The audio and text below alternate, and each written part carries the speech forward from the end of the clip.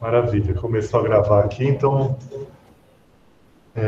boa tarde a todos, muito obrigado pela presença aqui, mais uma semana do nosso ciclo de seminários do Departamento de Genética e Biologia Evolutiva. É com enorme prazer que eu convido a minha amiga e colega, trabalhamos juntos, né, a doutora Marília Sclera. Marília vai falar hoje sobre ancestralidade genômica em estudos de associação de fenótipos complexos. Marília é bióloga, fez um mestrado e doutorado em genética, tudo lá na UFMG. Ela foi pós-doc no laboratório do professor Eduardo Tarazona Santos, de 2013 a 2017. Desde 2018, ela é bioinformata e pesquisadora aqui do Laboratório de Testes Genéticos do Genoma do IBUSP. Supervisionada pela professora Maria Rita Passos Bueno. Ela tem interesse no estudo da diversidade genética para entender a história demográfica de populações miscigenadas e nativas americanas, e também na análise de associação de variantes em fenótipos complexos. Aqui no Genoma, Marília tem trabalhado muito com o nosso dataset de idosos, né, que foram sequenciados, com a Abraon e com um monte de projetos correlatos nessa área. Marília, o púlpito aqui é seu, fique à vontade, muito obrigado por aceitar nosso convite. Então, boa tarde, gente, obrigada pelo convite. Espera aí, agora deixa eu... Falou que deu um problema ao compartilhar a tela. Deixa eu tentar de novo.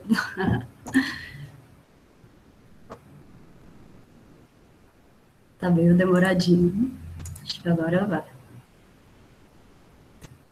Pronto.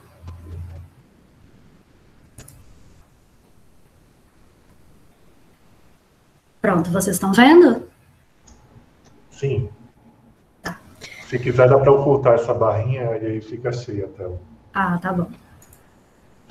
Bom, então, vou falar hoje para vocês, como o Michel falou, um pouquinho sobre ancestralidade genômica e estudos de associação de fenótipos complexos. Primeiro, eu vou fazer uma breve introdução aos estudos de associação, os GWAS, depois falar um pouco mais da importância da diversidade genética nesses estudos, e por último, eu vou apresentar o nosso trabalho, que saiu esse ano, sobre o mapeamento por miscigenação do IMC, do BMI. Eu coloquei do IMC, que é o Índice de Massa Corporal. Bom, então, para começar a falar um pouquinho dos GWAS, os Genome Wide Association Studies, e para que os GWAS eles servem, né? Para que a gente faz GWAS? Para entender a arquitetura genética dos fenótipos, né? Dos diferentes fenótipos. Então, para entender quais são as variantes genéticas e suas frequências, os seus efeitos e as interações, tanto genéticas quanto ambientais, que determinam os fenótipos, né? Ao entender a etiologia dos fenótipos, é claro que a gente vai conseguir fazer rastreio desses fenótipos, prevenção de doença, diagnóstico e possivelmente até tratamento. Então, aqui tem um exemplo de algumas doenças. Aqui no primeiro gráficozinho, você tem diabetes tipo 1 e diabetes tipo 2, mostrando um pouco da arquitetura genética desses dois fenótipos. Aqui no eixo Y, você tem o odds ratio, que é o tamanho do efeito, e aqui no eixo X, você tem a frequência dessas diversas variantes que foram encontradas em GWAS, tanto para diabetes tipo 1 quanto para tipo 2. Em azul, então, você vê que para diabetes tipo 1, você tem algumas variantes com efeito grande, variantes mais raras, menos comuns, né, e com efeito maior. E você tem até uma aqui com efeito bem grande e mais comum, uma variante mais comum. Já para diabetes tipo 2, você vê que tem mais variantes comuns e nenhuma com grande efeito. Só uma que se destaca um pouco mais, mas nenhuma com grande efeito. E aqui do outro lado, outros dois exemplos de vitamina D, de LD, colesterol LDL. Então, vocês veem que para a vitamina B, os GWAS que já foram feitos encontraram somente 5 variantes, Uma delas com efeito enorme, uma variante rara com efeito bem grande. Já para o colesterol, você tem muitas variantes, todo no espectro de frequência. Então, só dos exemplos, né, do que a gente espera encontrar quando a gente faz estudos de JUOS, né, o que é a arquitetura genética desses fenótipos. E só para falar, né, pessoal, que a gente ia falar, se vocês podem ir interrompendo ao longo da apresentação, que vocês não entenderam, podem ir interrompendo. Bom, os JUOS, eles são feitos, né, o poder que eles têm é mais para identificar variantes, então, mais comuns e com um efeito pequeno, tá? Que o efeito aqui é a frequência. Então, a maioria dos JUOS vai identificar esse tipo de variante aqui, tá? Com variantes mais comuns com efeitos menores. Aqui, você vê alguns exemplos de fenótipos. Então, por exemplo, aqui, que é a maioria, que tem muitos exemplos disso, tem alguns outros exemplos aqui de alguns genes importantes que foram encontrados. Agora, tem um que é interessante aqui, esse caso da doença macular, age-related macular disease, doença macular relacionada à idade, que esse foi o primeiro JUOS que foi feito. Ele é de 2005, foi um JUOS que usou somente 96 casos e 50 controles. E eles encontraram esse hit aqui nesse gene CFH, que depois foi replicado. E por que eles conseguiram encontrar isso numa amostra tão pequena, né? Eles deram muita sorte, mas por quê? Uma variante que era mais comum, não era tão rara, né? E com um efeito muito grande. Então, dependendo se você tem isso aqui, você, com uma amostra até muito pequena, você consegue encontrar. Que foi o caso também do ApoE4, né? Mas esses casos aqui são raros. Em geral, nós estamos aqui.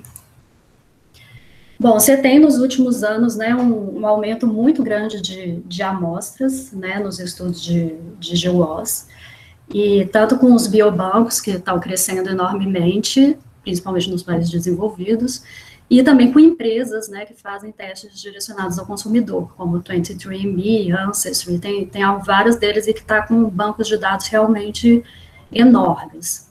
E o que a gente tem visto, então, ao longo dos anos, um aumento dos tamanhos das amostras dos estudos de JUOS muito grandes. Então, aqui, começando aqui, né, de 100 mil samples, até hoje você tem muitos estudos que fazem, juntando todas as amostras que tem, que chega a 1 milhão de amostras para o estudo.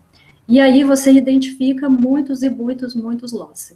Então, aqui o verdinho aqui é para altura, por exemplo, que é IMC, e aqui é um waist keep ratio, razão da cintura, ajustada por IMC. E aí você vê que ao longo que você vai aumentando o número de amostras, você aumenta muito o número de hits, de variantes que você encontra, tá? Para alguns casos, muito mais do que outros, mas mesmo assim você encontra muitos. E tem uma discussão toda se você tem uma saturação dos estudos de JUOS, ou seja, se você vai encontrar muito mais coisa ou não. E para a grande maioria dos fenótipos, ainda vai encontrar muita coisa. Ou seja, a gente está caminhando mais para cá, continuando nos efeitos menores, mas caminhando mais aqui para frequências alélicas menores, que com amostras maiores a gente consegue identificar. Então, hoje, esse aqui é um diagrama que tem no JUOS Catalog, que é o site que tem um repositório, né, de todos os estudos de JUOS, e esse aqui é o diagrama que eles têm no site deles, esse é de julho de 2019, só com as variantes com um valor de P menor do que 5 vezes 10 a menos 8, que é o threshold que é usado para ser significativo em geral em JUOS, é um threshold que é usado, para 17 traços, 17 categorias de fenótipos. E vocês veem que está todo o genoma praticamente ocupado, né? Então, esse diagrama sumariza um pouco o grande sucesso do JUOS, né, da quantidade de hits que ele encontra, né, alguns com, claro, papel biológico, mas essa grande quantidade de hits que os JUOS encontraram também causou uma frustração inicial nesses estudos. Por quê? Porque esperava-se, quando começou a fazer o GWAS, esperava que ia encontrar uma coisa parecida com o que foi encontrado com as doenças mendelianas.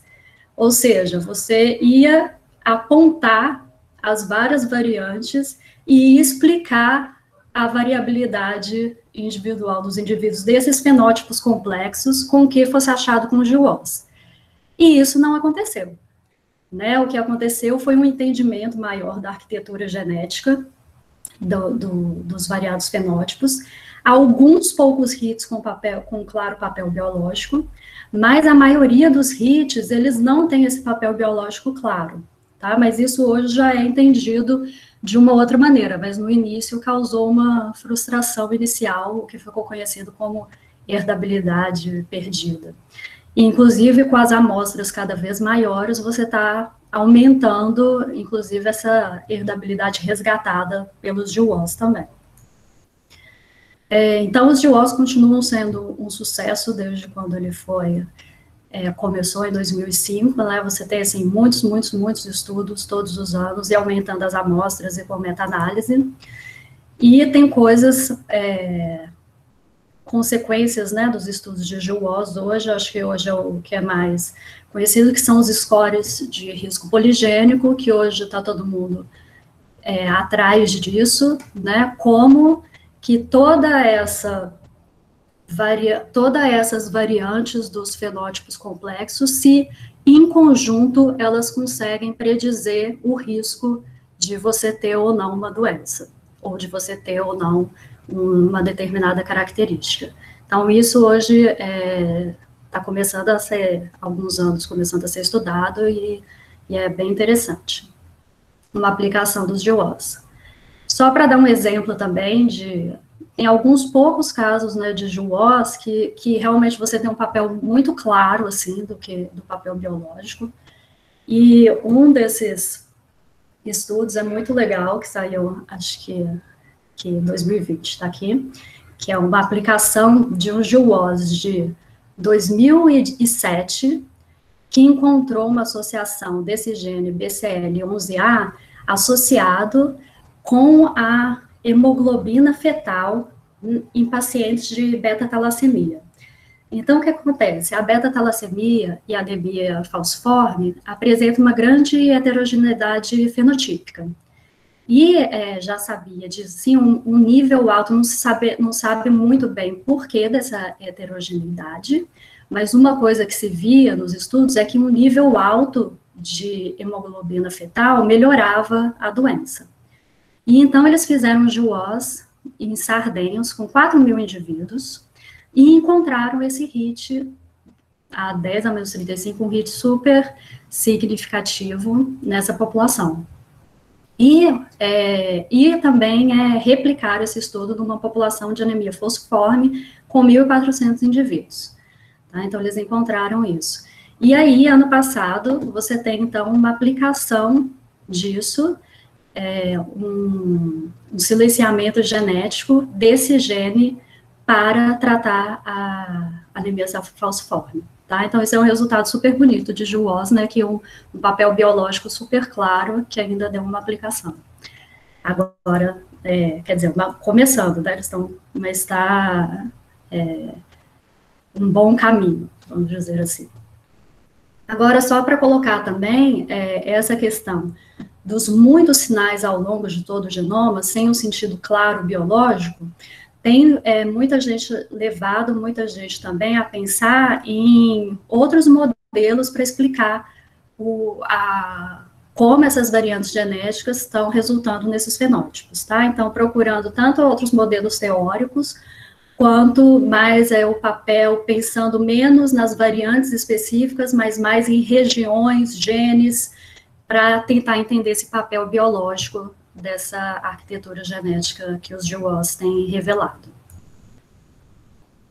Bom, uma questão principal aqui que tem sido muito discutida nesses últimos anos também é que os estudos genômicos, eles não têm colocado a questão da diversidade genética como estão faltando, né, muitos estudos populacionais de outras populações do mundo que não sejam populações europeias.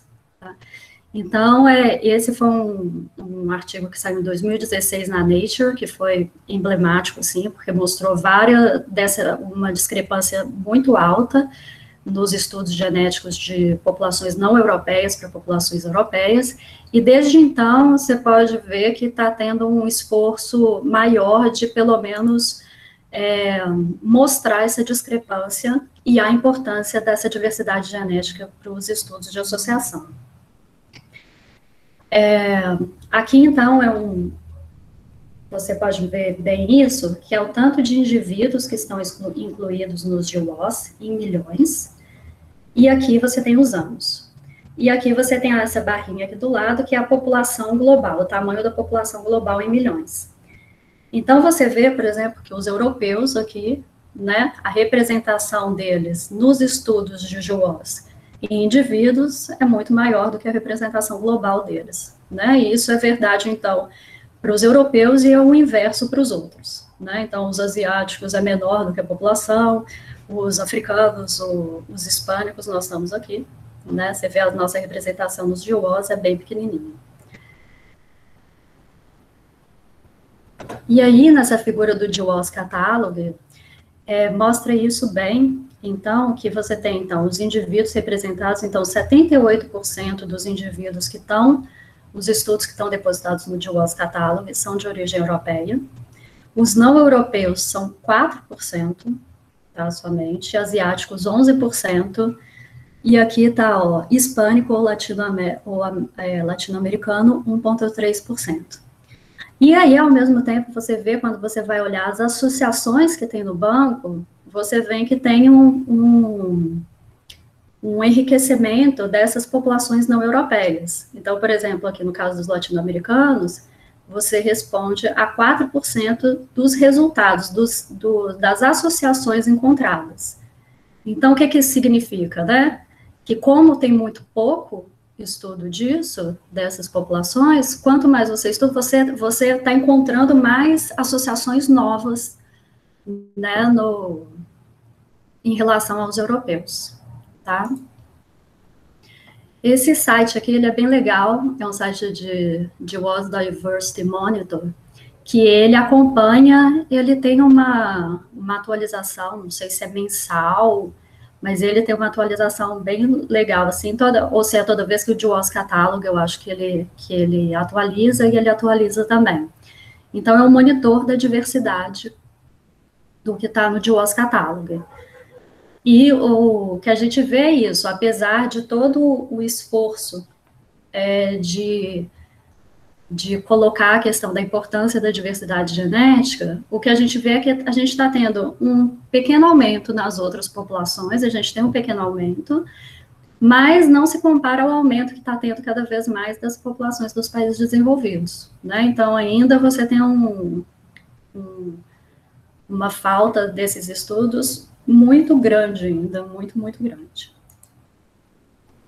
E tem um problema a mais ainda, que é, mesmo quando esses estudos são feitos nas populações miscigenadas ou de outras ancestralidades, eles são ignorados, na maior parte das vezes.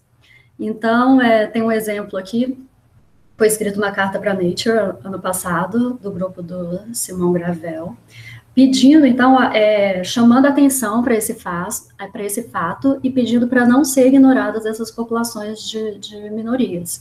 E ele mostrou que no UK Biobank, que é o banco que hoje é o mais usado no mundo por vários estudos, o que você tem? A população na Grã-Bretanha, então, representa 5,5% da população, dessas minorias não europeias, são as não europeias, populações não europeias na Grã-Bretanha. E quando você vai fazer no estudo, aqui no UK Biobank Participantes, de 500 mil indivíduos, você tem uma representação dessa minoria igual à população, de 5,4%. Acontece que as análises, elas não são feitas. Só 0,06% das análises são feitas nesse grupo. Então, ou seja, você teve um esforço de amostrar essas populações, mas elas não são usadas nos estudos. E por que elas não são usadas nos estudos? porque tem uma questão, tem uma dificuldade que é de controlar a estrutura populacional para não levar a falsos positivos nesses GWAS. Então, realmente, esse é um problema que é difícil de controlar, não é simples. Às vezes, muitas vezes você faz uma correção por PCA, por ancestralidade, mas isso não basta, principalmente quando você tem muita estrutura na sua população. Então, muitas vezes o que teria que ser feito é usar as amostras independentemente. E aí eles falam, as amostras são pequenas, não tem poder para isso. Então, agora, o que está tentando demonstrar é que está saindo vários estudos, e esse, e alguns outros, e vários outros, está demonstrando, mesmo com as amostras sendo pequenas, elas têm que ser usadas, porque elas já trazem dados importantes, mesmo sendo muito menores do que as amostras europeias que a gente tem. Bom, e por que a gente tem essa estrutura? Só dar uma contextualização um pouco, né? Por que a gente tem essa estrutura populacional? Porque a variação genômica, né, ela é moldada pela história humana, certo? Então, a gente tem aqui, ó, essa sombra está representando as origens, né, as origens dos efeitos fundadores, e a história da população humana, ela foi feita de efeitos fundadores sequenciais que foram povoando cada parte do planeta, né, então, a África do Sul, aqui a África, a saída da África para a Europa, para a Ásia, para os continentes aqui, para o continente americano, e tudo isso, né, e depois as posteriores histórias demográficas em cada lugar, junto com a interação ambiental e com todas as migrações que ocorreram depois, cada população tem uma história demográfica única que leva a moldar a sua variação genômica. Claro que sempre lembrando que essas diferenças entre as populações, ela é uma pequena parte da variação genética humana, né, como vocês já devem ter ouvido falar, a maior parte, né, da variação genética humana, ela está dentro das populações, a diferença é entre os indivíduos, mas existe uma pequena parte que é uma diferença importante entre as diferentes populações do mundo, e por isso que você tem essa estrutura populacional que causa esses problemas. Mas então, para falar um pouco da importância de aumentar a diversidade genética nos estudos genômicos, a maioria das variantes causais, a gente espera que a maioria das variantes causais das vias, elas sejam compartilhadas, então, entre as populações. Mas você vai ter frequências alélicas diferentes, e muitas vezes essas frequências vão ser para alelos de riscos importantes. Por exemplo, o caso do CYP2D6, que é um metabolizador de drogas, de várias drogas, e que tem diferenças importantes de frequência nas diferentes populações mundiais. Outra coisa que você tem é que você tem um padrão de desequilíbrio de ligação diferente também entre as diversas populações. Para lembrar, né, o desequilíbrio de ligação é a associação não aleatória de alelos em losses diferentes. Vou falar um pouquinho daqui a pouco. Além disso, você tem fatores ambientais diferentes, que vão estar, então, né, interagindo com a arquitetura genética. E você também pode ter alguns novos genes, tá? Que pode ser, por exemplo, tem dois exemplos recentes que são bem legais, que é da arquitetura genética da cor da pele em africanos, é um pouco diferente do que é encontrado em outros estudos, em europeus, em outros lugares do mundo. E um outro estudo que encontrou sobre a altura em peruanos, um estudo que saiu na Science em 2020, que descobriu uma mutação sem sentido no gene FBN1, que tem um efeito muito grande, é o maior efeito conhecido para a altura, e que ele é específico da população peruana. Tá? Então, isso foi encontrado em 2020 numa população razoavelmente, uma N amostral razoavelmente pequena, de 3.000 amostras.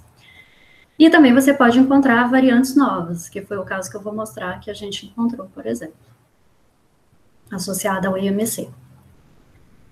Bom, além disso, você pode ter também diferença nos tamanhos de efeito entre as populações. Então, por exemplo, 25% dos hits encontrados em GWAS de europeus, para o BMI, para diabetes tipo 2 e para níveis de lipídio, eles têm uma diferença no efeito em outras, pelo menos em uma de outras 5 populações mundiais. Tá? Então, essa é uma outra diferença que pode ter. E outra questão que está sendo bastante colocada ultimamente é a questão dos scores poligênicos de risco. Aqui nesse estudo, o que mostrou é que aqui é a acurácia da predição pelo score, e aqui são as diferentes populações. E em relação aos europeus, que aqui seria a acurácia de 1, você vê que para as outras populações mundiais, isso aqui é para 17 fenótipos, você tem uma predição bem pior, aqui sendo para as africanas a pior predição. Então, ou seja, tudo isso, então, está mostrando a importância de você diversificar as amostras nos estudos genômicos. Para falar um pouquinho, só para lembrar aqui rapidinho sobre o desequilíbrio de ligação, então, como eu falei, associação não aleatória de alelos em losses diferentes, que acontece o que, então, se você tem um loss aqui, outro loss aqui, é que esse haplótipo, então, por exemplo, vai estar mais representado na população do que se fosse pelo produto das frequências deles. E o que a gente mostra, o padrão de LD, ele é inverso proporcional à diversidade genética das populações. Já há muito tempo a gente sabe que o padrão da diversidade genética, ele é maior, a diversidade genética é maior em populações africanas, e ela vai caindo ao longo do mundo até chegar nas populações nativas americanas, de acordo com o efeito fundador serial que eu mostrei no mapa da história populacional. E o que a gente vê é que o desequilíbrio de ligação, ele tem um padrão inverso disso. Tá? Então, as populações africanas, ele tem um desequilíbrio de ligação menor do que as populações asiáticas e das outras. E isso é bastante importante, por exemplo, pode ajudar muito para utilizar um método que chama mapeamento fino transétnico. E o que é isso, então? Vamos supor aqui que fez GWAS em todas essas populações você fez um GWAS de uma característica qualquer, IMC que seja. E em vermelhinho você tem o bloco de LD de cada população. E vamos supor que esse é o SNP causal, tá? E os africanos aqui têm o menor bloco de ligação. Então, o que eu vejo aqui, ó, nessas populações, toda essa região aqui eu encontrei variantes associadas ao fenótipo. Nessa população eu encontrei essa, nessa eu encontrei essa. Nos africanos eu encontrei essa, que tem um bloco muito pequenininho.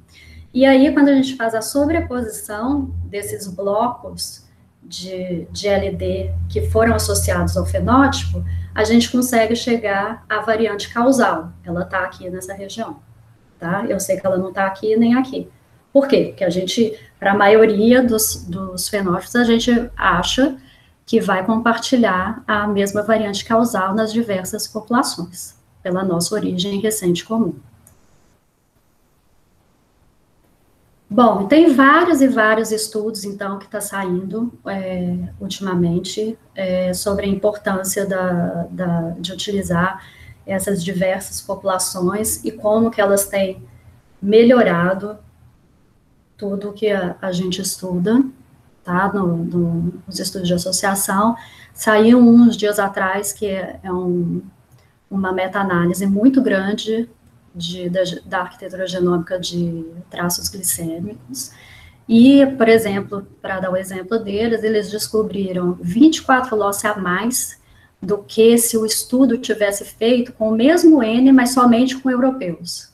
Então, aqui eles usaram várias populações mundiais e descobriram 24 loss a mais.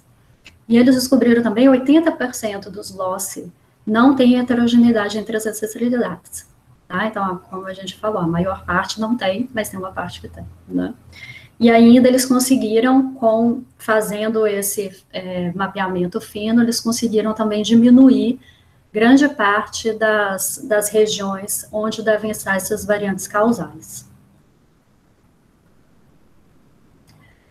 Bom, então todo o recado que é dado nisso, então, é que mesmo com amostras pequenas, nós devemos, né, analisar amostras com maior representatividade da diversidade genética humana, que isso a gente só tem a ganhar com isso.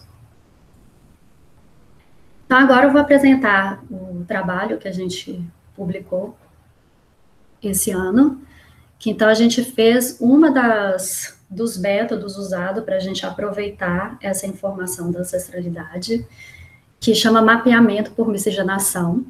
Vou explicar um pouquinho.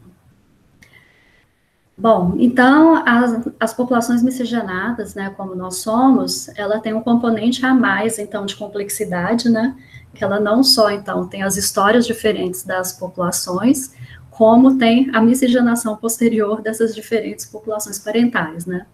Então, no nosso caso, então, nós temos a população parental nativa americana, que, então, a gente miscigenou quando os europeus chegaram na colonização, e depois trouxeram os escravos da África, de várias regiões africanas, e aí você tem uma miscigenação dessas 3 populações parentais, então. Depois, claro, ainda no século XIX e XX, muitos europeus ainda vieram, para alguns países ainda vai ser importante, para algumas regiões, a ancestralidade asiática.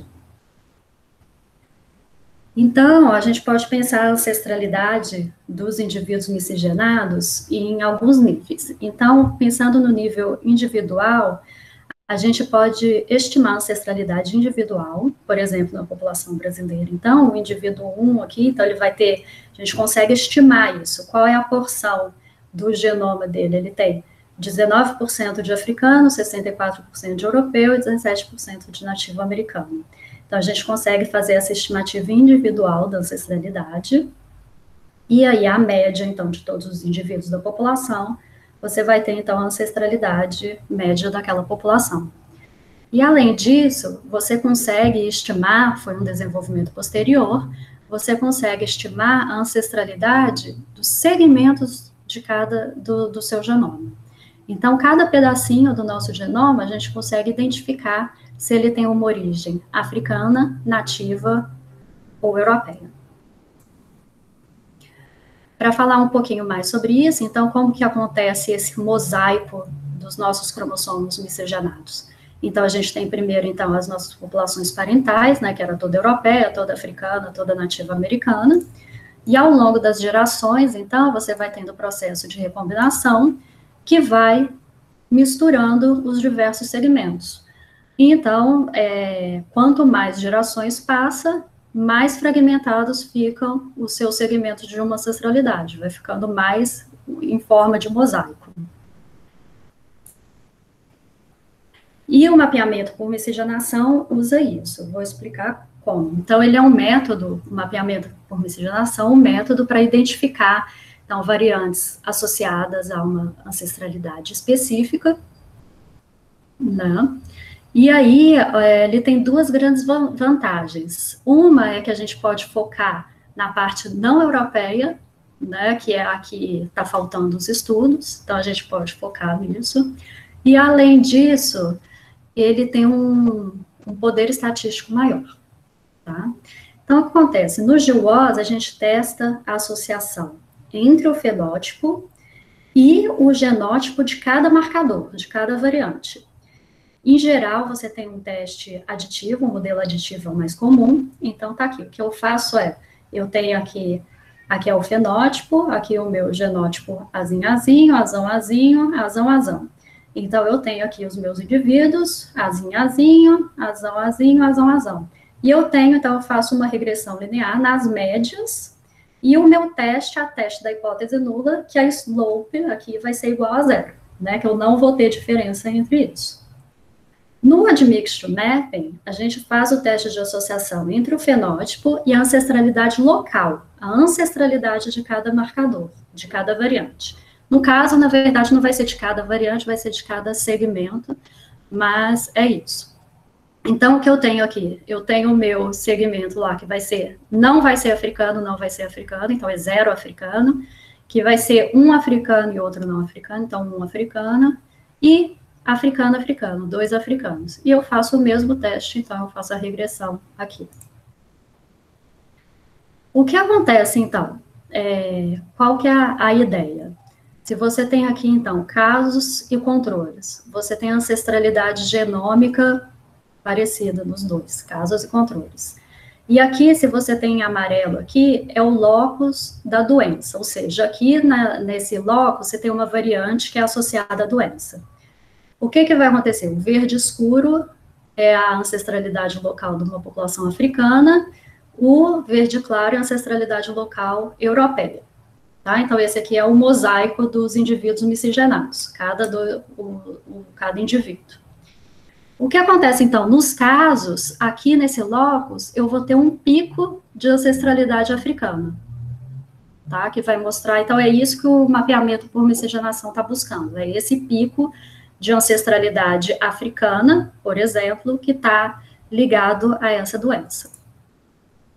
Se, na verdade, eu tiver, ao longo do genoma, em todos os casos, uma ancestralidade média maior, isso vai estar indicando que, na verdade, eu tenho uma associação, um fator ambiental ligado à ancestralidade africana ao fenótipo. Não é uma questão genética, mas mais um fator ambiental. Bom, para fazer esse estudo, a gente usou as coortes do EpiGen, que, eu fiz esse estudo, estava no laboratório do professor Eduardo Tarazona Santos, na UFMG, usando os dados do EpiGen, que são de 3 coortes brasileiras, são dados de genótipos de 2,3 milhões de SNPs, e são 3 coortes, a de Salvador, que são crianças, com 1.200 indivíduos, Bambuí, que são idosos, acima de 60 anos, com 1.440 indivíduos, e Pelotas, que é uma coorte de nascimento, com 3.653 indivíduos.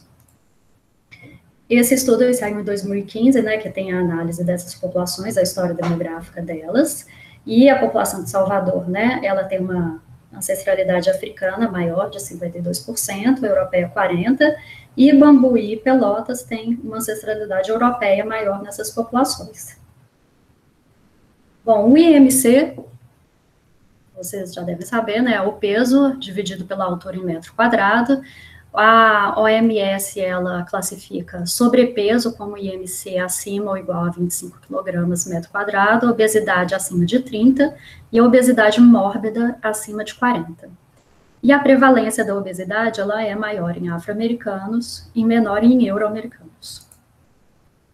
E como você sabe, a obesidade é um fator de risco importante, para diversas doenças, Aqui no caso foi pré-Covid, que era esse slide, que é claro que não é mais, quando as doenças crônicas não transmissíveis era a maior causa de morte, do mundo, mas com certeza ainda continua sendo importante, e para a Covid também, por exemplo, é muito importante. Então, a importância de estudar a obesidade.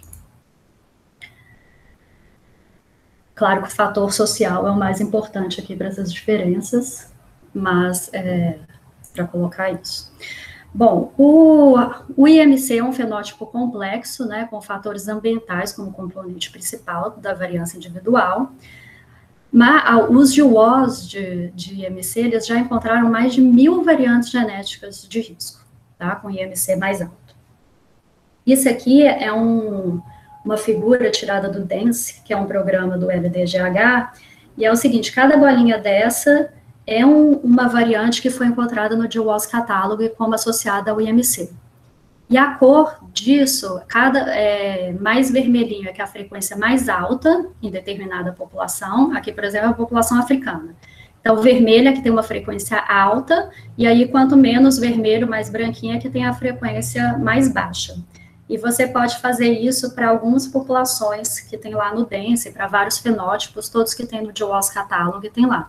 Então, é para vocês terem ideia da quantidade de variantes, que já foram identificadas para IMC e da diferença de frequência, por exemplo, que tem na população africana. O último estudo de IMC, uma meta-análise de 2018, com 700 mil indivíduos de ancestralidade europeia, eles encontraram só nesse estudo 941 variantes, mas para vocês terem uma ideia, todas essas variantes para o IMC explica somente 6% da variância individual do IMC. Ou seja, é a tal da herdabilidade perdida que eles falam. Na verdade, então, você conhece muitas variantes, mas ela não está explicando o fenótipo, a variância individual desse fenótipo. E você tem uma expectativa que explicasse, tem uma herdabilidade de vários estudos de gêmeos e de vários outros estudos, você tem uma herdabilidade de aproximadamente 40% do IMC. Bom, nessas 3 cortes, a gente fez 3 estudos diferentes, porque são idades diferentes. Então, Salvador são crianças, né? Bambuí são adultos maiores que 60 anos, e Pelotas, a gente pegou os dados de quando os indivíduos de Pelotas tinham 22 anos. Então, a gente fez um admixture mapping para cada uma dessas populações. Porque você tem uma interação conhecida entre IMC e idade. Bom, então aqui é um exemplo da ancestralidade local das 3 populações. Então, vocês veem que tem mais azulzinho em Salvador, porque eles são mais africanos. E aí está outra vantagem do mapeamento por miscigenação, que é o seguinte, que é na hora da correção para os múltiplos testes. Em geral, você faz uma correção de Bonferroni, e nos GWAS, isso significa que você tem mais ou menos 1 milhão de regiões independentes. Isso conta pelo desequilíbrio de ligação que tem entre as regiões. Então, em populações europeias, estima-se mais ou menos 1 milhão de regiões independentes. E daí que, então, que tiraram o threshold de 5 vezes 10 a menos 8. É o 0,05 dividido por 1 milhão que chegou nisso. No estudo de mapeamento por miscigenação, a gente faz o tamanho efetivo de testes, o número de regiões independentes de testar, dependendo dos segmentos de ancestralidade. Então, a gente conta os segmentos, quantas trocas você tem entre esses segmentos, para chegar a quantos testes independentes você tem. E você tem mais ou menos 1.000 testes independentes nessas amostras que a gente testou aqui, das coortes do EpiGen. Então, a gente chega a thresholds menores, né, de 10 a menos 4, 10 a menos 5, que são mais adequados, então, para esse estudo. Então, a gente fez a regressão linear para as 3 populações, para cada uma das ancestralidades, e tanto em mulheres quanto em homens. E aí, nós fizemos para o IMC, né, como uma variável quantitativa, e ajustando para idade, sexo, para uma variável socioeconômica que a gente tinha, e para ancestralidade africana. E usamos um modelo aditivo, então, como eu tinha mostrado, de 0, 1 ou 2 de cada uma das ancestralidades. E depois a gente também faz, depois de fazer o mapeamento por miscigenação, a gente usou a imputação, usando um painel, não tinha ainda o nosso novo painel com as amostras de genoma completo do SAB, então a gente usou um painel do EpiGen mais 1.000 genomes, e faz um mapeamento fino. Depois que a gente encontra os hits de mapeamento por miscigenação, que eu vou mostrar para vocês, a gente faz um mapeamento fino dessa região, que é o quê? Fazendo um GWAS dessa região que foi encontrada pelo mapeamento por miscigenação. Tá? Só colocar uma questão que é super importante dos GWAS, todos os GWAS e da ancestralidade local, imputação, é o QC. Se você não fizer um bom QC desses dados, a chance de ter falsos positivos é muito grande. Bom, então a gente encontrou alguns hits, 3 novos hits em Salvador, nessa região do cromossomo 10. Se todo mundo já conhece um Manhattan Plots, esses são os Manhattan Plots que são usados tanto para ver resultados de GWAS, quanto para mapeamento por miscigenação. Então, você tem aqui no eixo X, são os cromossomos. Aqui no eixo Y, você tem o menos log de 10 dos valores de P. Então, você tem aqui todos os seus valores de P que você encontrou, e você plota isso. E aí, você encontra esses picos. E onde tem esses picos, passa o seu threshold, é onde você tem os seus hits. Tá? Então, para Salvador, nós encontramos 2 hits, que depois, então, com a imputação mais o mapeamento fino, nós vimos que era de um gene ZMI-Z1 e no PALD1, mas variações intrônicas. Depois, em Pelotas, a gente encontrou uma variante no cromossomo 16, que estava, depois com a imputação mais o mapeamento, a gente viu que estava nesse gene. Mas o nosso achado mais interessante, que a gente encontrou uma variante muito interessante só em mulheres de Pelotas, que é esse pico aqui desse cromossomo 13, na verdade. O pico do cromossomo 20, quando a gente fez o mapeamento fino, o que é o GWAS posterior, a gente não encontrou nenhum hit associado, a gente encontrou somente variações sugestivas. Então, nesse cromossomo 13, tem esse SNP, dessa posição, que é intergênico, que é o RS 114.066.381, o alelo A. E o que a gente viu foi o seguinte, então aqui está o IMC, aqui as mulheres que eram GG, as mulheres que eram GA, nesse SNP. E aqui os homens que eram GG, aqui os homens que eram GA. Então, vocês veem que você tem uma diferença, que as mulheres GA, ela tem um desvio para cima do IMC. Oi? E as mulheres AA? Não tem. Ele é muito raro, essa variante. Então, não tem nenhum homozigoto na nossa amostra. Isso é até uma coisa que a gente queria depois encontrar homozigotos. Algum homozigoto em outro estudo que tivesse, que a gente não tem. Aproveitando, Marília, qual que é a frequência dessa variante? Eu vou mostrar agora, que daí eu vou mostrar na tabelinha. Que daí eu já vou mostrar na tabela, que daí eu mostro direitinho junto com as outras. Essa nossa variante, então, ela está aqui numa região, tem alguns genes perto, né? CATNA1, esse MTUS2, que é um gene que já foi associado a fatores relacionados à obesidade, mas não tem ligação com nenhum deles, não está em desequilíbrio de ligação com nenhum deles. E aí a gente fez a replicação, a gente tentou replicar todos esses hits na amostra do SAB de São Paulo, dos genomas completos, e a gente só conseguiu replicar essa variante, só essa variante que a gente replicou. E aí a gente procurou outras populações mundiais para conseguir replicar também. Além disso, então ela tem uma frequência, tá vendo, de 0,8 na população de Pelotas. Ela é bem rara. Então, na população de Pelotas, a gente também replicou com o Fat Mass Index, que é uma medida mais robusta associada à obesidade, tá? E a gente conseguiu replicar essa associação. Eu acho que eu esqueci de falar aqui, né, que de Pelotas, então, que é esse aqui, a gente conseguiu, então, o valor de P dele foi 2,76 a menos 6, e com um efeito muito grande, de 3,99, tá? Que foi um efeito muito grande que a gente viu. E aí a gente também tentou replicar na população de Bambuí, de São Paulo. A gente juntou Bambuí com São Paulo, porque eram duas cortes de idosos, e aí a gente conseguiu replicar em São Paulo e em Bambuí. Quando a gente faz a replicação, a gente sempre aceita um valor nominal de p-value.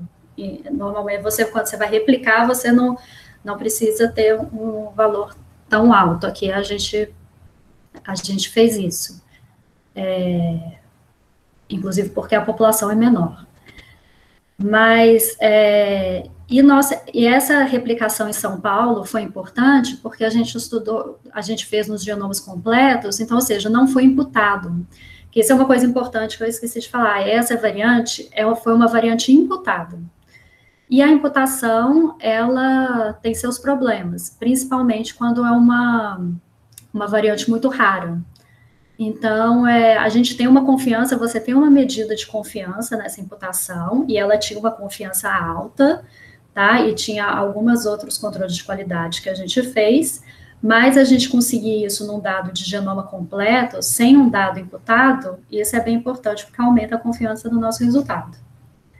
Agora, além disso, em Salvador a gente não replicou, mas talvez por ser crianças, E a gente tentou também replicar numa amostra de Porto Rico e algumas populações africanas.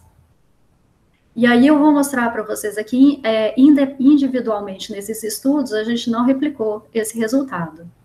Mas quando a gente fez uma meta-análise, vocês veem aqui, as populações africanas eram bem complicadas. Essa população de Soweto, ela tinha muita variabilidade, era muito heterogênea essa população.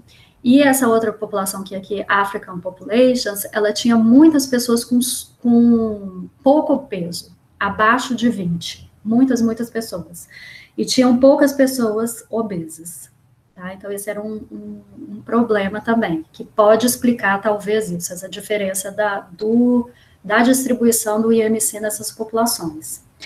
Agora, quando a gente fez, então, a meta-análise, se a gente, de todos os resultados, a gente ainda tem um resultado significativo aqui, tá?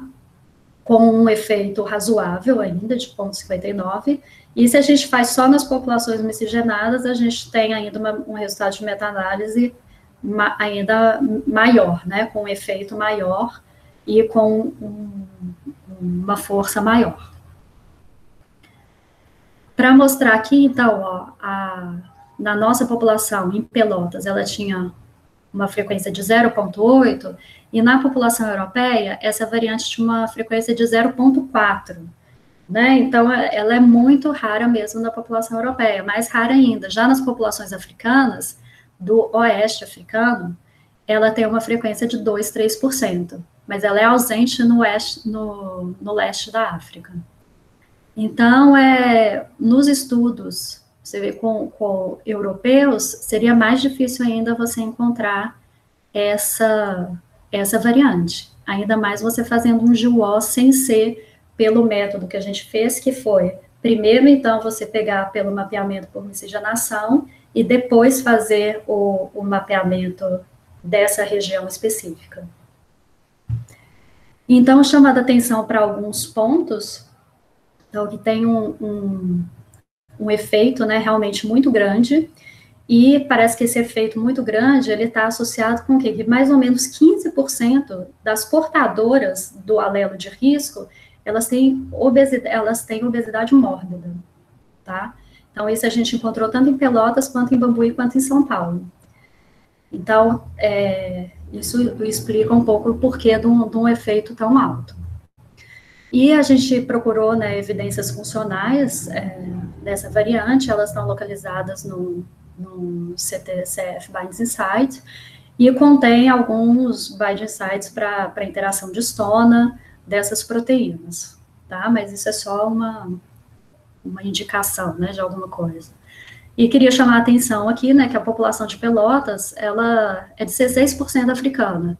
Então, mesmo com uma população de 16% africana, a gente consegue fazer esse tipo de análise.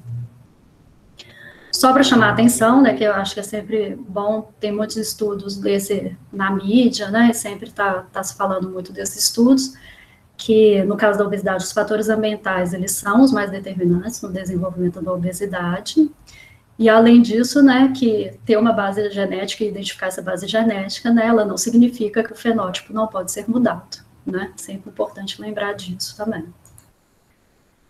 E só chamar a atenção, saiu recentemente esse programa que chama Tractor, saiu no bioRxiv no ano passado, se eu não me engano, e agora foi publicado na Nature Genetics, e que faz como se fosse, como se fosse um mapeamento por miscigenação, mas ele faz para cada ancestralidade, e depois ele também faz uma sumarização desses resultados, então parece bem interessante, e ele foi feito exatamente como pensando em métodos para as pessoas pararem de descartar as populações miscigenadas dos estudos, né? Então, talvez isso também aumente agora ainda mais, já tem bastante, está aumentando muito, mas talvez aumente ainda mais o uso do mapeamento por miscigenação em grandes cortes.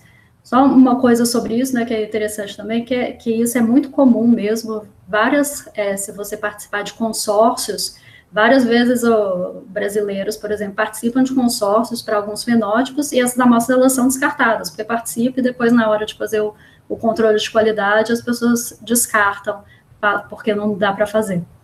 Então, realmente pensar nisso e pensar em métodos e como usar essas populações é muito importante e teve muito desenvolvimento nos últimos anos. Com certeza, Marília. E esse Tracton foi apresentado também pelo Marcos aqui no nosso seminário. Isso. O Marcos falou um pouco dele, né? Isso. Ele parece, eu ainda não... Ele é coautor, ele estava dentro do laboratório aqui. quando Sim. Uhum. E parece que é um programa bem legal mesmo. Não tive a chance de usar ainda, mas parece bem interessante. E que eu acho que vai realmente permitir, né, que muita gente use. Porque todo esse pipeline do mapeamento por miscigenação, ele foi desenvolvido pela gente. Não tem nenhum programa que faça, né, todas as coisas. Então, com certeza, isso aí vai facilitar para muita gente utilizar. Bom, então, para terminar, só que todos esses estudos, né, de associação, a gente falando que realmente a gente está assim, na ponta do iceberg disso, né? Na verdade, você fez muitos estudos, então, né, com populações europeias, com fenótipos fáceis de ser medidos, com modelo aditivo, usando um modelo aditivo, e, na verdade, você tem um mundo de coisas para desvendar, para estudar nesses estudos de associação. Realmente está vivendo um momento, assim, muito bom, assim, para a genômica, né, para a genética de populações, e a gente, né, tem um papel de realmente buscar ter mais participação de populações miscigenadas, né, de ter mais estudos com essas populações miscigenadas, e buscando entender melhor o papel dessas populações miscigenadas que trazem uma complexidade ainda maior nesses estudos, né? Então, tanto para o entendimento da arquitetura genética, quanto para a aplicação, né, com os scores de risco poligênico. Então, só para mostrar, agradecer, né, todo mundo, esse trabalho, né, que eu fiz lá no LDGH, principalmente, então, sob a orientação do Eduardo, e fiz junto com os meus colegas lá, na Isa e a Medley, e hoje, né, que eu trabalho no grupo aqui do Genoma, e aí eu fiquei muito feliz, né, que na verdade eu vim para cá para o Genoma, e a gente arrumou essa população do SAB, dos genomas completos, para fazer a replicação, então foi ótimo, porque deu tudo certo, e foi o primeiro trabalho, né, que juntou meu trabalho antigo, meu grupo de pesquisa antigo com o grupo de pesquisa novo, e foi bem legal. Começou meu trabalho com os genomas completos daí, né? Então foi bem legal. E agora eu e Michel e a gente aqui do Genoma, a gente está buscando aí várias coisas dessas, né? Tentando entender aí com os genomas completos, né? Principalmente essa questão da ancestralidade. Pois é, Marília, e aí você falou das amostras, eu já recomendo que a Lígia dê uma olhada como é que estão essas frequências dessas variantes associadas, porque essa é uma que não replicaria em outras populações que não tenham africanos do oeste da África, né? Aham. E a IMC, então, assim, é uma medida que é muito comum de se obter normalmente, né? Uhum. O IMC e a altura, né, tem muito estudo exatamente porque é uma medida muito fácil de obter, né, então todos os estudos têm IMC e altura, né, então são bem estudados, né, e mesmo assim, você vê exatamente, com coisas muito bem estudadas, a gente ainda consegue coisas novas, né. Coisas não estudadas, então, aí... Exato, é aquela velha história, né? Você tem um fenótipo complexo, mas você sempre está limitado a ver onde há variação. Então tem um limite. Você vai estudar um fenótipo complexo numa população só, você vai ficar limitado pela variabilidade daquela população para detectar um sinal.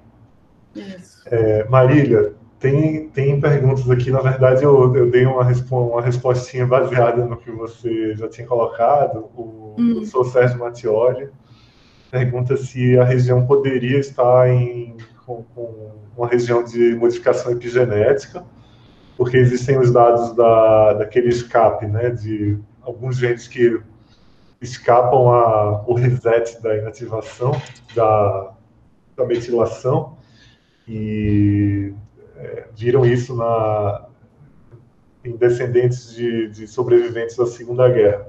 É isso, Sérgio? Você quer entrar aí com o microfone? Oi. Tá, Marília, obrigado pela apresentação. Oi. Muito clara, muito didática, obrigado mesmo. Obrigada. Era aquela história assim, de que o pessoal que não eram os sobreviventes, assim, as pessoas que descendiam durante a Segunda Guerra teve uma fome generalizada na Europa e as pessoas se alimentavam muito pouco. E parece que os descendentes dessas pessoas carregavam, por motivos epigenéticos, essa característica.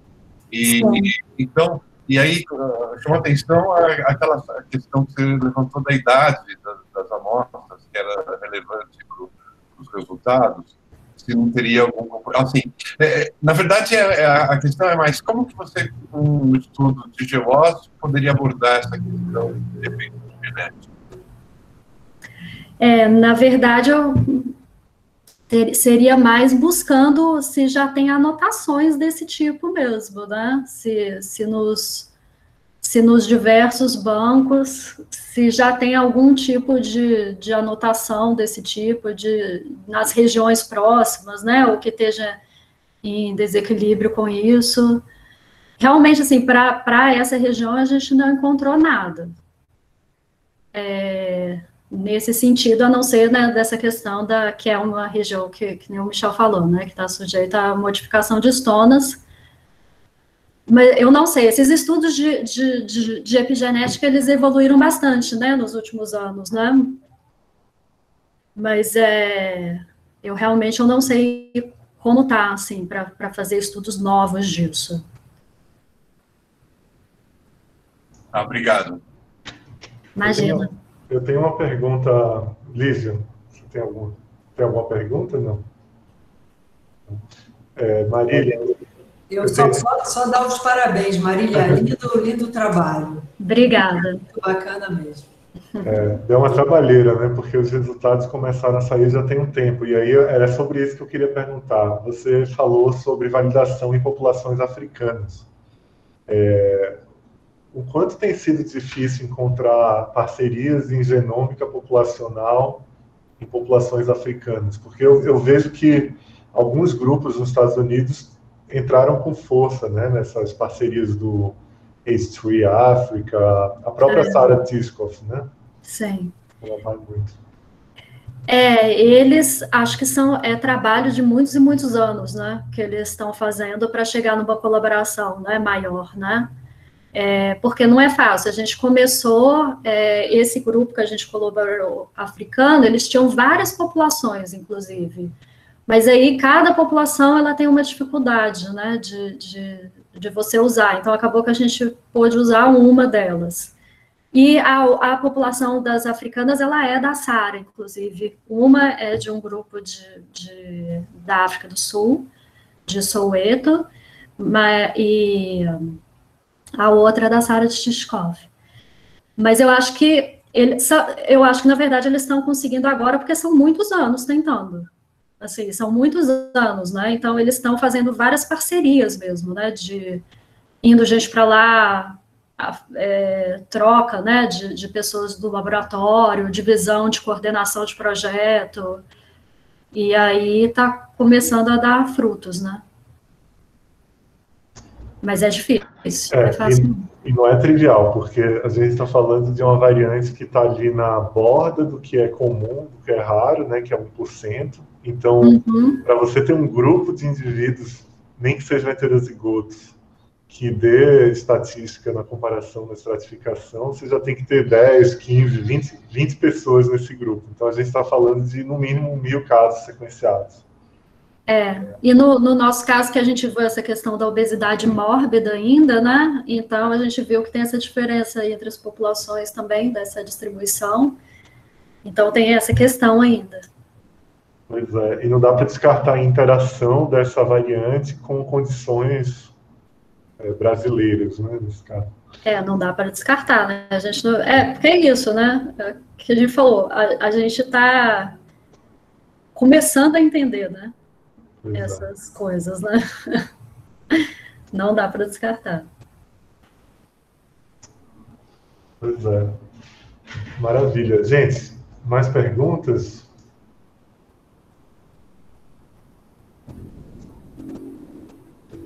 Semana que vem, Marília, a gente tem um de altura com a Bárbara. Né? E acho que vai ser legal. Vai ser o último seminário, o seu foi o penúltimo. Uhum. Eu queria, já que o pessoal não tem pergunta, depois eles me mandam, eu te repasso. A gente tem recebido um monte depois. Queria te agradecer novamente pela disponibilidade. E o artigo acabou de sair, né? Na verdade, tem 2 meses, eu acho que foi. Porque estava no bioarchive, eu confundo essas datas.